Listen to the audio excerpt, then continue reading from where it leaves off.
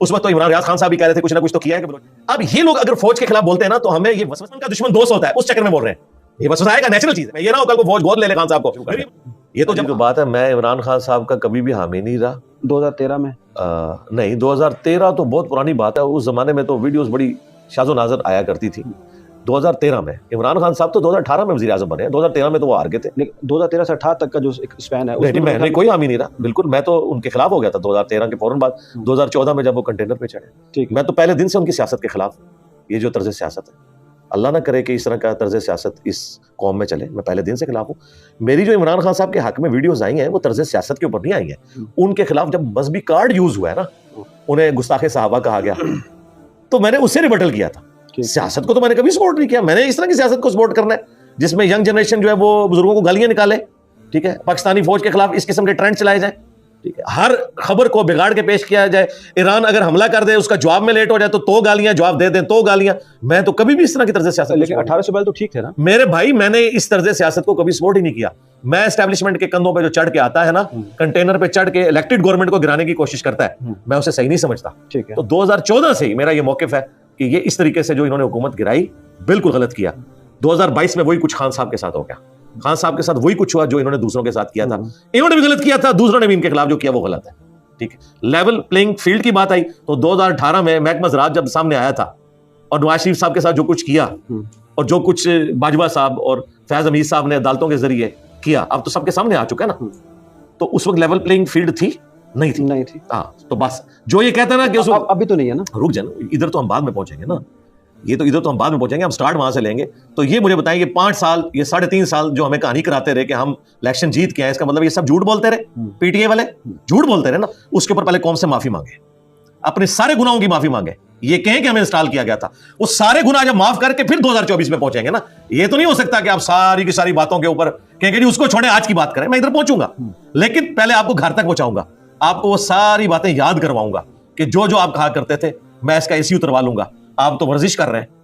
मरीम नवाज की तो कैद इससे बहुत ज्यादा सख्त थी, राना सनाउल्लाह की कैद तो इससे बहुत ज्यादा सख्त थी। आपको तो सब कुछ दिया हुआ है। आपको तो रोजाना में पता चलता है कि आज जो है वो देसी मुर्गी मिली, देसी घी के अंदर हफ्ते में ये मेन्यू आ रहा है। अगरचे पेमेंट आप उसकी कर रहे हैं, लेकिन वो सब कुछ मिल रहा है। आपको तो बड़ी अच्छी वाली जेल मिली हुई है। मेन्यू है ना, जेल का मेन्यू है ना। जी, जेल का मेन्यू उस वक्त किधर था कि जब मैं इसका एसी उतरवाऊंगा, ठीक है। तो अभी बगैर एसी के वक्त गुजारे, अभी तो गर्मी आनी है खान साहब की। तो ये मैं बातें इसलिए नहीं कर रहा कि मुझे खुशी है, मैं ये बताना चाह रहा हूं कि ये खान साहब ने ये सारे का सारा बीज बोया था। आज जो वो काट रहे हैं ना, ये वही कुछ है जो इन्होंने दूसरों के साथ किया था, इन्हें नहीं करना चाहिए था। तो मैं कभी भी इस तरह से सियासत का हामी नहीं हूं। अब रहा जो बल्ले का निशान छीना क्या, बल्ले का निशान इनकी हरकतों की वजह से छीना है। मुझे उस फैसले में सुकम बताएं। आप पता मुझे क्या कह रहे हैं कि इस बंदे ने 160 पे गाड़ी चलाई थी मोटरवे के ऊपर, अगरचे 120 स्पीड थी, लेकिन इसकी मां मरी हुई थी। अली भाई इस पे तरस खाएं, इस बेचारे की मां मरी हुई थी, इसने जनाजे में पहुंचना था। मैं कहूंगा बिल्कुल बेहतर यह है कि इसने जनाजे में पहुंचना था तो ये अपना जुर्माना अदा करे और जनाजा पढ़ ले जाके। लेकिन कानूनन वो मैं उसकी 160 वाली स्पीड को माफ नहीं कर सकता क्योंकि कानून टूटा। इनका जो ये मामला है 2021 से चल रहा है, जब खान साहब मौजूद थे गवर्नमेंट में। इनको बार बार टाइम दिया गया कि आप इलेक्शन करवाएं, ये इलेक्शन नहीं करवाते थे और इस तरीके से मामला बिगड़ते चले गए। इनके वकीलों ने जिस तरीके से ये इलेक्शन किसी गांव के अंदर पेशावर जाके, बाद में इनको था कि हम हमारे जज बैठे हुए हम फैसला लेंगे, इसलिए पेशावर हाई कोर्ट से फैसला लिया। ये सारी ड्रामाबाजी हमें नजर आ रही है और सुप्रीम कोर्ट ने एक एक सवाल किया, कोई एक डॉक्यूमेंट नहीं है सही तरीके से प्रोड्यूस कर सके। सुप्रीम कोर्ट का जो फैसला है कानूनन बिल्कुल दुरुस्त है, अगरचे इस फैसले का हमें दुख है। दुख सुप्रीम कोर्ट के ऊपर नहीं है, दुख इनके ऊपर है कि जालिमों ये हरकत ना करते। जब तुम्हें पता था कि तुम कमजोर ग्राउंड के ऊपर खड़े हुए हो, तुमने अपना कमजोर पॉइंट इनके हवाले क्यों किया कि उन्होंने तुम्हें बल्ले से फारिग कर दिया। ये अपनी हरकतों की वजह से फारिग हुए हो। काश ऐसा ना होता, काश ये सारा कुछ ना होता। अब रहा ये मसला कि इस तरह की कमजोरियां दूसरी पार्टियों में मौजूद है, तो उनसे क्यों नहीं ये कुछ लिया गया? उनके जी। फिर हम वही बात करेंगे जो जो नून लीग के साथ 2018 में हो रहा था, उस वक्त नून लीग के साथ ही हो रहा था ना। एक सिर्फ निशान ही लिया था तो सरकार, खान साहब ने पूरी कोशिश की थी, खान साहब की वीडियोस अगलों ने चला दी हैं, इनसे शेर का निशान लें। तो खान साहब पहले कौम से माफी मांगे। जब वो कहते थे ना कि मैं कहता था इनसे शेर का निशान लो, तो मैं गलत कर रहा था। तो खान साहब ये सब कुछ करते रहे, वो लिया गया या ना लिया गया अलग बात है, लेकिन ये जो दिमाग में डालना कि शेर का निशान ले, तो वो तो नहीं लिया गया, इनसे ले लिया गया। तो या ये कहें कि उस वक्त भी गलत था, मेरे साथ भी गलत हुआ, मैं दोनों को गलत समझा। लेकिन ये तो रिवेंज है ना, ये तो सुप्रीम कोर्ट को देखना चाहिए था ना कि वो उनको बताती कि नहीं, सुप्रीम कोर्ट को आप कुछ नहीं कह सकते। सुप्रीम कोर्ट ने बिल्कुल सही फैसला नहीं, तो उन्होंने पेशावर हाई कोर्ट का फैसला क्यों इनवाइट किया? पेशावर हाई कोर्ट का फैसला किसी ग्राउंड के ऊपर नहीं था, वो आपके सामने किस ग्राउंड के ऊपर खड़ा हुआ था। वो इलेक्शन हुए कि 16 के 16 बंदे जो है बिला मुकाबला हो गए, किस जगह पे हुए हैं इलेक्शन? इस तरीके से होते हैं। और फिर वो जो डॉक्यूमेंट सुप्रीम कोर्ट मान रही है, तो अल्लाह का शुक्र है काजी साहब ने लाइव कवरेज दिखाई है, पता चल गया एक डॉक्यूमेंट भी प्रोड्यूस नहीं कर सके। उन्होंने मांगा ये कागज दो, ये कागज दो, ये कागज दो, आपके सामने। जज्बाती छोड़े, पेशावर हाई कोर्ट का फैसला तो अब तो सुप्रीम कोर्ट का फैसला है। आप तो हमें कहते थे पनामा में सुप्रीम कोर्ट ने नवाज शरीफ को फारिग किया तो मान ले, तो आप सुप्रीम कोर्ट को आप नहीं मान रहे, नहीं तो एक जगह पे खड़े हो। अभी जो नवाज शरीफ कर रहा है वो ठीक कर रहा है, कंधे पे बैठ के आ रहा है। जी वही है जो कुछ खान साहब ने किया।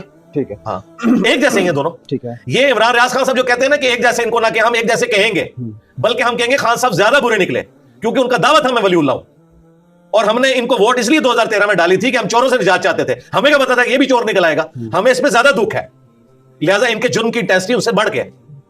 ये लोग समझते नहीं, एक बंदा तो है ही फ्राडिया, ठीक है, उम्मत को पढ़ाया गया, कौम को पढ़ाया गया, ठीक है, ये हमने मान लिया, लेकिन जो मसीहा बन के आया था वो भी दज्जाल निकल आया, ये तो गलत बात है ना।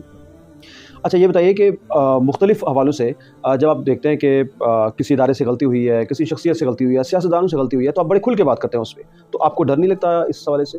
डर क्यों लगे? मैं जो बात आपके बयानियों को रियासत मुखालिफ बयानिया सवाल किया जाता है बहुत से। रियासत मुखालिफ, इस वक्त रियासत का बयानिया ये है कि डेमोक्रेसी को परवान चढ़ना चाहिए, ये बयानिया है। ये रियासत का बयानिया है या नून लीग का बयानिया है? नहीं, रियासत हमें आने दिया जाए। नहीं, रियासत का बयानिया है। अच्छा ठीक, रियासत ने कब कहा है कि हमने इलेक्शन नहीं करवाने? देखें ये सारे यूट्यूबर्स फेल हो गए ना, चंद दिन रह गए। ये लोग पहले दिन से कह रहे थे 8 फरवरी को इलेक्शन नहीं होगा, मैं कह रहा था इलेक्शन होंगे। ठीक है, फौज कभी ये गुनाहों का बोझ उठा ही नहीं सकती, क्यों कि सारी गलतियां फौज को पड़ेंगी। वो कब चाहेंगे कि यहां कोई डमी प्राइम मिनिस्टर बैठा रहे या केयर टेकर बैठा रहे और लोग कहें जी असल हुकूमत फौज की है, तो फौज जो है वो ये इकॉनमी बर्बाद हुई, फौज का कसूर है। वो तो चाहेंगे जल्दी जल्दी कोई आए तो और वो अपने कंधों के ऊपर ये बोझ उठाए। तो देखें इलेक्शन होने वाला है, तो ये बयानिया इस वक्त ये है कि इलेक्शन होने चाहिए। अब रहा नून लीग आ रही है, जी नून लीग आ रही है, मुझे भी नजर आ रहा है, जिस तरह मुझे 2018 में नजर आ रहा था। मैंने 2018 के इलेक्शन से पहले ही लेक्चर में कह दिया था मुझे नजर आ रहा है खान साहब आ रहे हैं, सबको पता था। ये उसी तरीके से एक चीज ही हो रही है। ठीक है। अच्छा सादिक अमीन की जो टर्म है वो हमारी आईनी इस तरह आपको पता है ये शिक में है, तो क्या सादिक अमीन तो हम किसी एक आम आदमी को भी कह सकते हैं, लेकिन चीफ जस्टिस साहब भी कहते हैं कि नहीं कह सकते, ये नबी मेहमान आइन में नहीं है, आइन में नहीं है, ये डिक्टेटर ने बाद में शामिल। ठीक है, आइन में नहीं है, यानी आपका जो इलेक्शन कमीशन है वो आइन नहीं, आईनी इदारा नहीं। नहीं, ये जो शिक शामिल हुई है ना, ये बाद में हुई है। ठीक है, हाँ, पहली बात ये है। और दूसरा ये टर्म्स नहीं यूज करनी चाहिए, मैं तो पहले दिन से ही साकिब हूं। लेकिन हम किसी भी हम राह चलते भी कह सकते हैं कि जी वो बड़ा खरा आदमी है, बड़ा सच्चा आदमी है, ऐसा नहीं यार। बात ये है कि ये टर्म्स हैं इस वक्त, सादिक और अमीन। ठीक है, और आप जिनको कह रहे हैं ना एक खरा आदमी है, अमीन है, मेरे नजदीक तो जो मजहबी पेशवा है वो भी फ्राडी हैं। आप सियासी पेशवा को कह रहे हैं, आप जरा एक बंदे पे उंगली रखे ना कि कौन सादिक और अमीन है। इतनी बड़ी टर्म्स नबी इस्लाम ने ये उस वक्त अपनी टर्म मनवाई है जब आपने ऐलान नबूवत नहीं किया था, और आपके सियासी लीडर तौबा करने से पहले क्या कुछ थे और बाद में भी क्या कुछ है वो भी हमें पता है। लेकिन सिराजुल हक के बारे में तो कहा ना, एक ही बंदा है पूरे पार्लियामान में। हाँ जी, सिराजुल हक साहब के बारे में तो इत्तेफाक है सबका।